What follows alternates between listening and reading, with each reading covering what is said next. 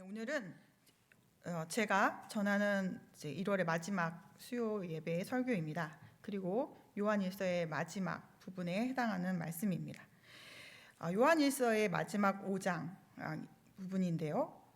항상 마지막에는 중요한 말씀을 하게 돼 있습니다. 오늘 본문의 시작이 다시 한번 이 글을 쓴 목적을 상기시키고 있습니다. 13절인데요. 내가 하나님의 아들의 이름을 믿는 너희에게 이것을 쓰는 것은 너희로 하여금 너희에게 영생이 있음을 알게 하려 함이라 라고 영생이 있음을 알게 하기 위해서 이 글을 썼다고 밝히고 있습니다. 요한일서에서 요한일서를 쓴 이유를 몇 구절 이렇게 군데군데 나타내고 있는데 첫 번째의 목적은 1장 3절에서 4절쯤에 있습니다. 우리가 보고 들은 바를 너희에게 전함은 너희로 우리와 사귐이 있게 하려 함이니 우리의 사귐은 아버지와 그의 아들 예수 그리스도와 더불어 누림이라. 우리가 이것을 쓰면 우리의 기쁨이 충만하게 하려 함이라. 아버지와 아들과의 이 사귐이 있어 기쁨을 충만히 누리게 하려고 이 글을 썼다고 이야기하고 있습니다. 또 2장 1절에는 나의 자녀들아 내가 이것을 너희에게 쓰면 너희로 죄를 범하지 않게 하려 함이라고 밝히면서 누가 죄를 범하여도 아버지 앞에서 우리에게 대언자가 있으니 곧 의로우신 예수 그리스도라라고 이야기합니다. 이제 세 번째로는 2장 26절에 너희를 미혹하는 자들에 관하여서 내가 이것을 썼노라라고 말씀하시면서 미혹하는 자들을 어떻게 대적해야 되는지를 밝히고 있습니다. 그리고 이제 마지막이 오늘 본문에 해당합니다. 우리에게 영생이 있음을 알게 하려고 이 글을 썼다고 우리에게 가르쳐주고 있습니다. 우리가 영생이라는 말을 생각하면 머릿속에 어떤 것이 떠오르실까요? 영생. 이제 흔히 영원한 생명, 영원히 사는 것을 말합니다. 죽지 않고 영원히 사는 것, 영생, 아주 값진 것이죠. 제가 한번 예를 들어보겠습니다. 이 영생의 값진 것에 대해서 비교는 안 되지만 일상에 비추어서 생각을 좀 해보도록 하겠습니다. 우리가 아주 값진 것을 가졌다고 생각을 해보겠습니다. 남성에게 아주 값진 것과 여성에게 아주 값진 것은 약간의 차이가 있습니다. 그래서 따로 예를 들자면 우리나라에서 하나밖에 없는 차, 하나밖에 없는 시계, 이거를 남자분들 내 것으로 갖고 있다고 생각해 보십시오. 또 여성분들을 위해서는 하나밖에 없는 다이아몬드, 보석, 아주 정말 누구나 갖고 싶어하는 아주 값진 거. 근데 그게 우리나라에 하나밖에 없는 거라고 생각하면 이게 얼마나 좋겠습니까? 내가 이걸 갖고 있다는 것이요. 근데 너무 좋고 너무 자랑하고 싶을 것입니다. 근데 막연히 그냥 좋고 자랑하고 싶은 것을 떠나서 이것들에게는 각각의 역할이 있습니다. 기능이 있다는 뜻이죠. 그러니까 목적이 있습니다. 시계는 시간을 보기 위해 만들어진 것이고 차는 이동수단입니다. 시계를 손목에 하고 다니면서 시간을 봐야 그 기능이 제대로 발현되는 거고 차는 주차장에 있을 때가 아니라 그 차를 몰고 나갔을 때에 그 가치가 발현이 되는 것입니다. 보석은 나를 꾸며주기 위한, 나를 아름답게 하기 위한 그런 기능으로 만들어졌으니 내가 그것을 걸치고 아니면은 하고 외출을 했을 때에 그 가치가 더욱 빛나게 되는 것이죠. 이 모든 것들은 나만 보고 이렇게 금고 속에 이렇게 보관해주고 또는 주차장에만 세워두면은 그 뭔가 잘못된 것입니다. 그것은 누리지 못하는 겁니다. 마찬가지로 영생도 그렇습니다.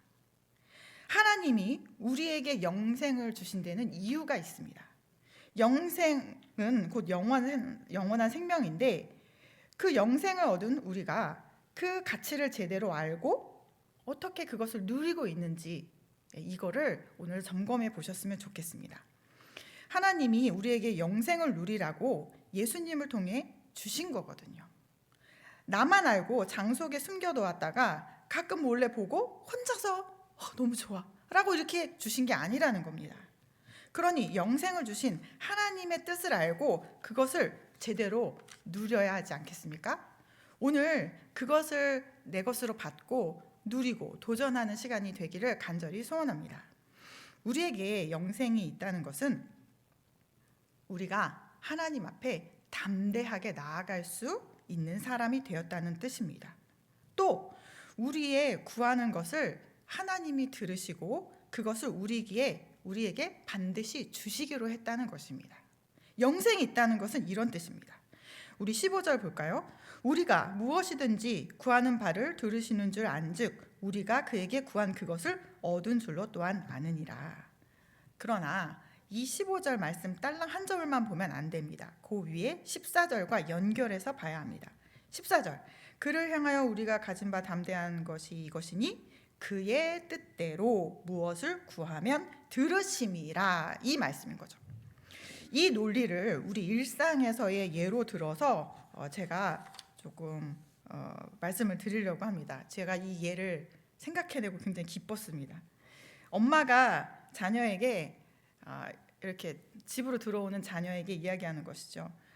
내가 너 간식을 주려고 피자를 주문해뒀어. 그러니까 공부하다가 배고프면 나한테 피자를 달라고 해? 이렇게 말했어요. 그래서 자녀가 공부를 하러 방에 들어갔다가 공부를 하다가 나와서 이제 배가 고파서 나와서 엄마 피자 주세요 이렇게 말했습니다. 그러면 엄마가 피자를 줄까요, 안 줄까요? 당연히 줍니다.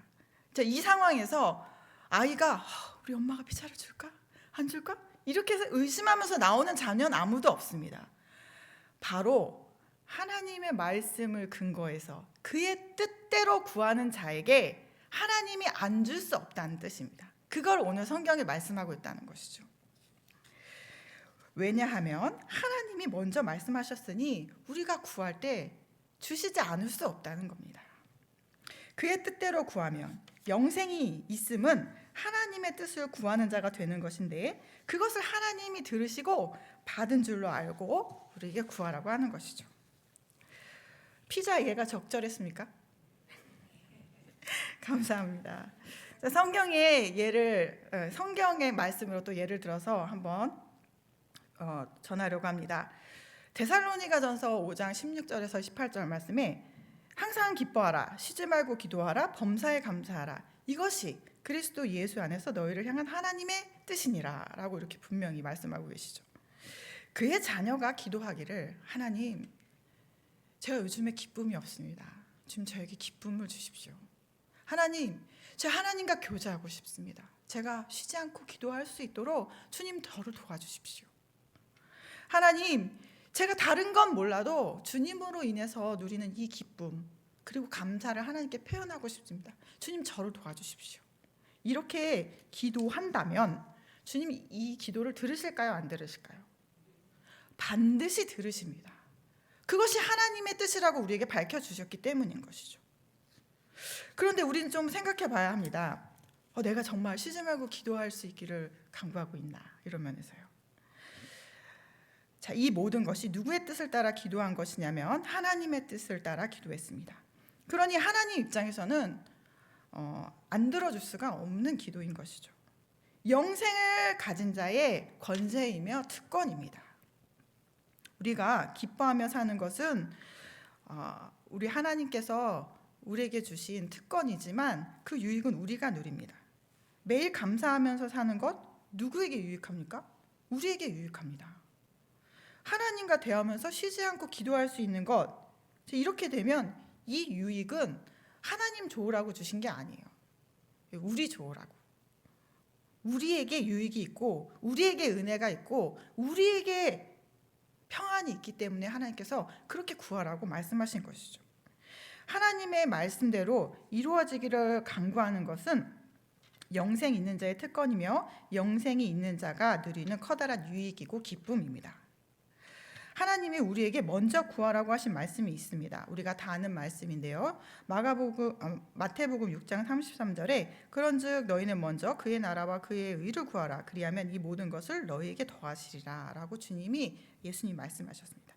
영생이 있다는 것은 이 땅의 삶을 넘어서 하나님 나라를 생각하며 거기를 사는 삶입니다. 이 땅과 완전히 이렇게 차단하고 사는 게 아니라 여길 살지만 여기에 매여 있지 않고 주님의 나라, 더 넓은 것, 영적인 세계를 사는 것이죠.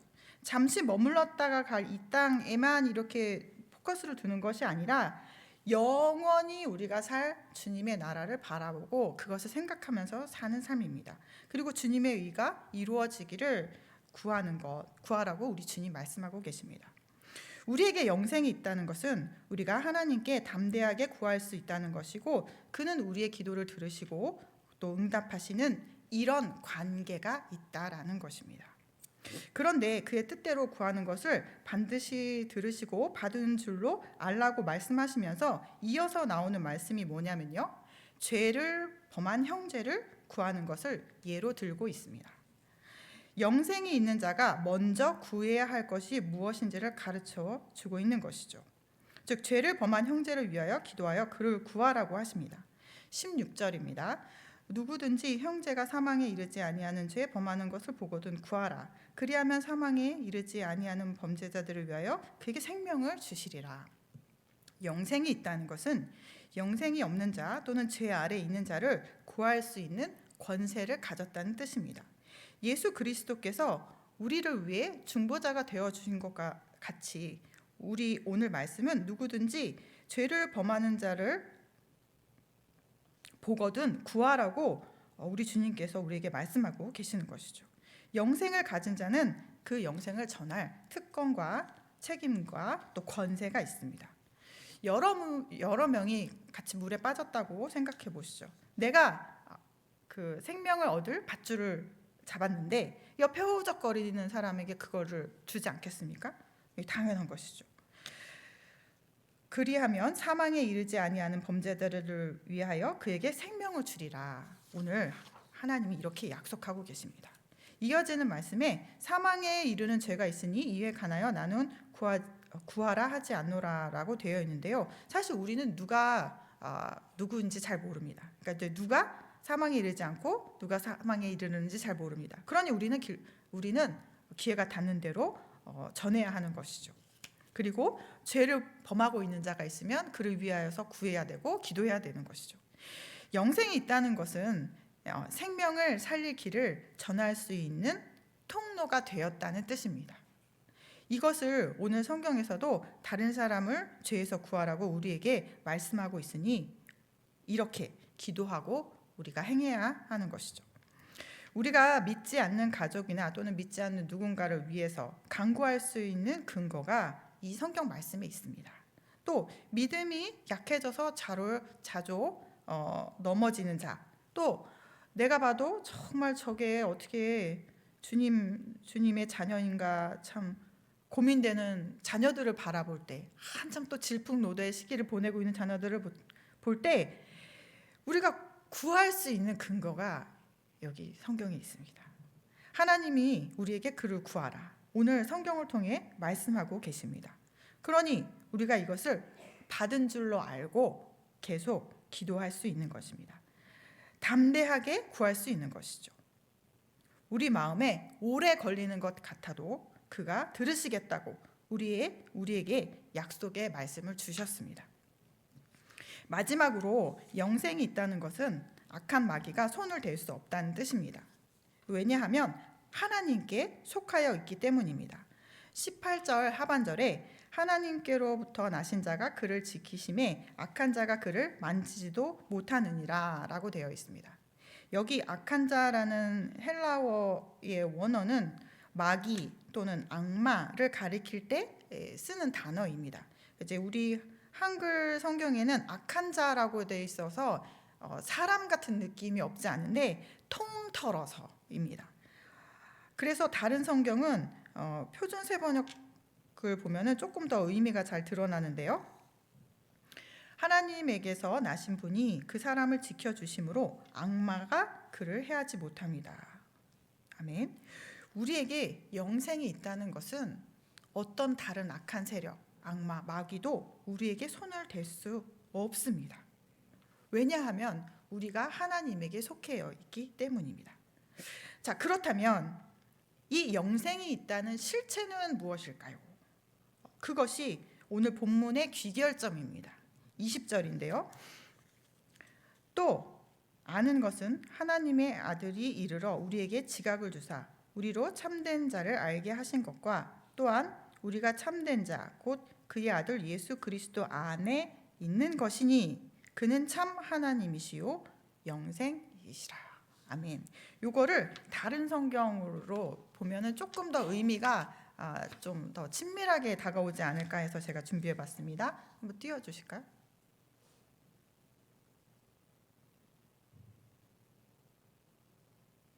없어요? 네, 그럼 제가 읽겠습니다. 우리는 하나님의 아들이 오셔서 그 참되신 분을 알 수 있도록 우리에게 이해력을 주신 것을 압니다. 우리는 그 참되신 분, 곧 하나님의 아들 예수 그리스도 안에 있습니다. 그분이 참 하나님이요 영원한 생명이십니다. 아멘. 하나님의 아들 예수 그리스도, 그 참 하나님이요 영원한 생명이신 분이 우리에게 오셔서 우리 안에 계시다는 뜻입니다. 영생은 죽지 않고 영원히 사는 삶이 핵심이 아니라 그리스도를 통한 하나님과의 사귐, 그 교제가 영원히 계속된다는 데 있습니다. 내 안에, 여러분 안에 예수 그리스도가 계십니다. 아멘.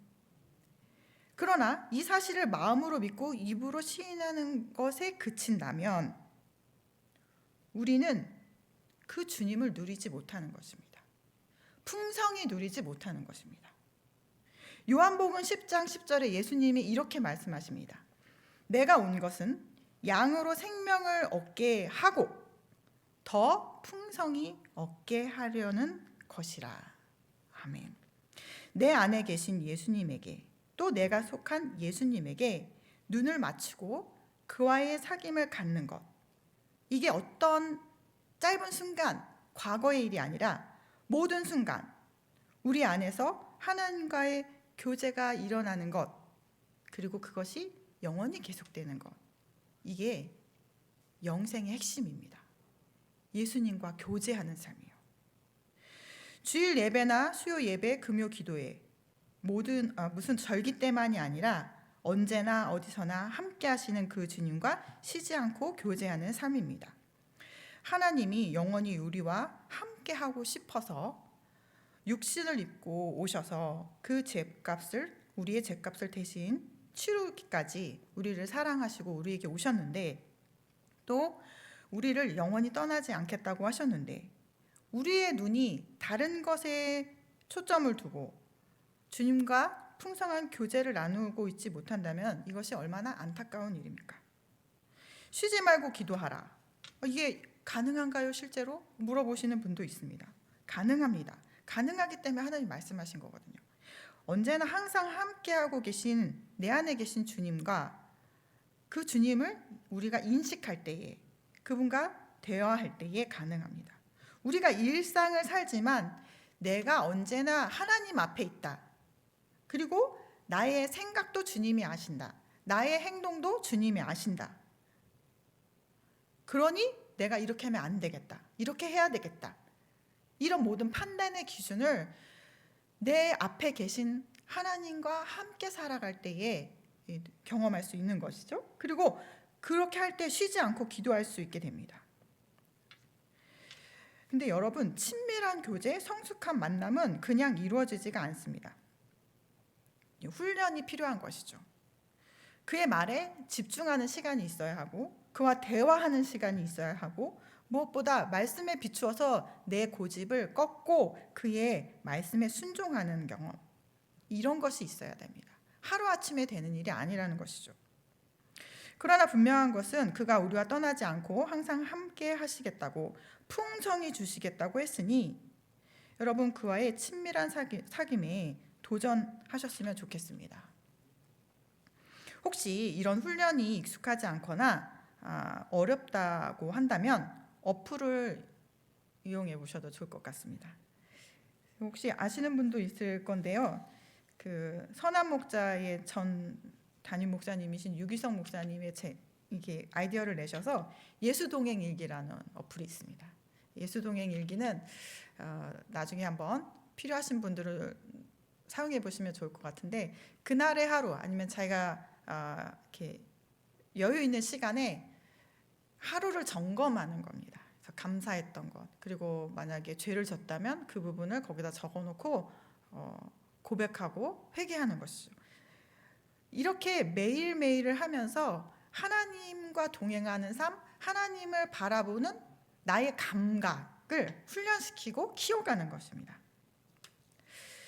제가 저희 동생 부부 예를 들려고 합니다. 교제하는 삶에 대해서요. 하나님과 교제하는 삶에 대해서요. 저희 조카들이 다 10대입니다. 그 큰 아이를 빼고는 아주 천방지축 같은 질문, 말도 안 되는 질문들을 되게 많이 엄마한테 하는데, 제가 약간 배경을 설명드리면, 우리 제부는 신앙이 모태신앙이고 뭐 특별한 굴곡 없이 이렇게 바른 생활 사나이로 아주 그냥 덤덤하게 큰 사람이고, 제 여동생은 20살에 교회를 가서 21살에 주님을 인격적으로 만나고 CCC에서 훈련받고 졸업한 다음에는 저기 선교단체를 통해서 중국에 이렇게 선교도 갔다 오고 한 친구입니다. 그러니까 약간 이게 둘이 성향이 달라요. 우리 제부는 계획을 반드시 하고 계획 안에서만 일을 합니다. 그 벗어나는 일을 안 합니다. 근데 제 여동생은 이렇게 상황이나 여건에 따라서 다르게 행동하기도 하는 것이죠.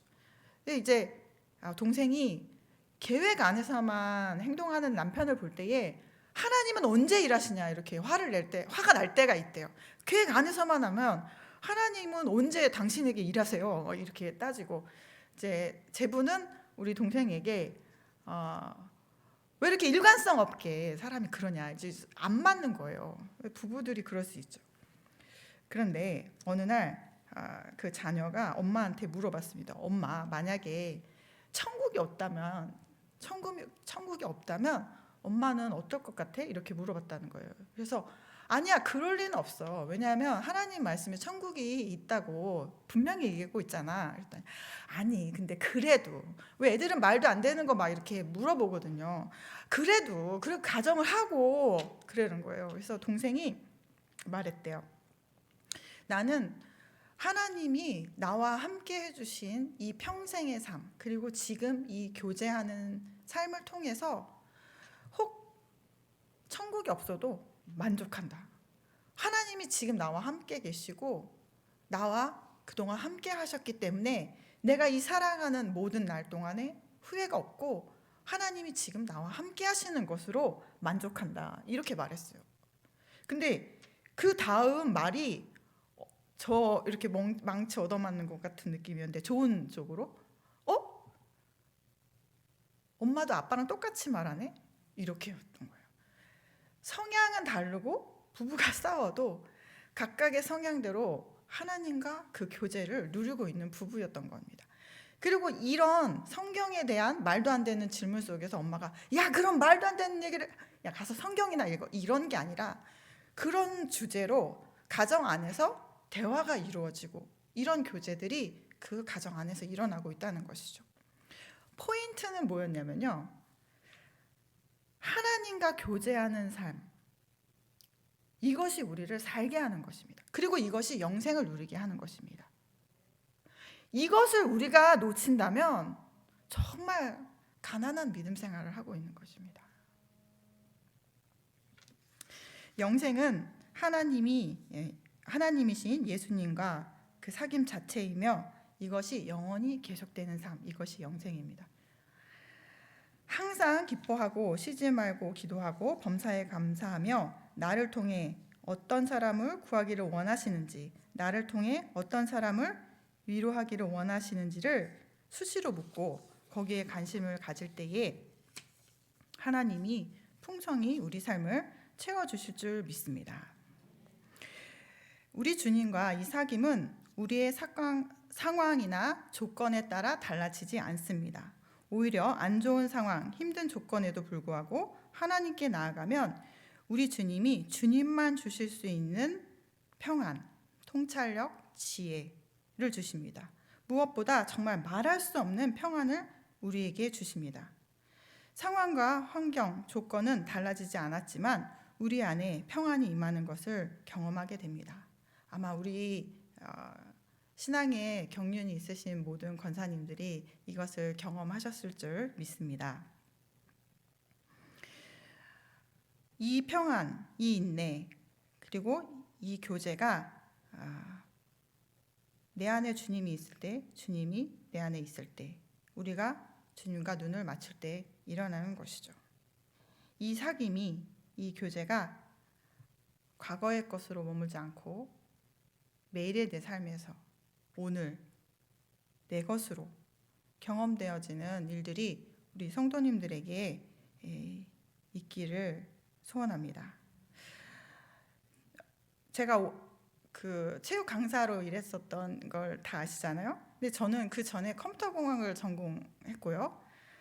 그때 같이 교제했었던 선배님이 있었는데 제가 언젠가 한번 이 예를 들어드린 적이 있습니다. 그 선배님 저보다 3살밖에 안 많은데 우리가 똑같이 전공을 했는데 저는 나중에 진로를 바꿔서 체육 강사로 뺑이 치면서 돌아가면서 시간 강사를 하는데 그분의 프로필 사진에는 너무 멋있는 일들이 많은 거예요. 해외여행을 다니고 결혼해서 자녀도 낳고. 제가 나이가 40이 넘어서 체육 강사를 하면서 돌아다니는데 어느 날 수업을 들어가기 전에 프로필을 보다가 제가 너무 한심하게 느껴진 거예요. 나는 나이가 40이 넘었는데 결혼도 못했어. 애도 없고 당연히. 그리고 예전에 제가 받던 월급의 4분의 1도 안 되는 돈으로 이렇게 살고 있는 저의 모습을 보면서 뭐랄까요?